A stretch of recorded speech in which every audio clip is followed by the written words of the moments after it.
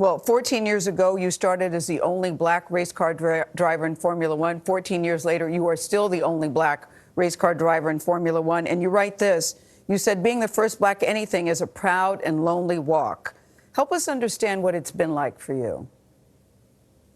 Yeah, well, I mean, we started out, as I said, back in 1992 or 93, and we were always the only black family on the scene. And honestly, I thought that us being there, by the time I got to Formula One, I thought me just being there would break down barriers, would open up doors and encourage it to be a more diverse sport. But I realized last year, after 14 years, that has barely shifted.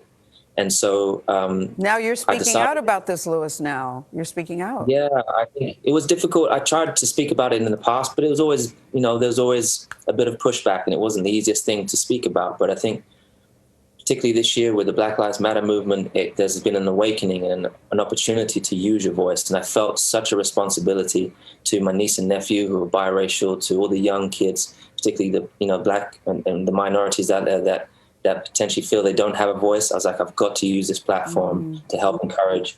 And, no one's doing the homework to find out why our sport is not diverse. So I put together a commission to really try and find out what the barriers are and see how we can find a fundamental, find a real platform to be able to open up the doors for young black kids to get into STEM and engineering.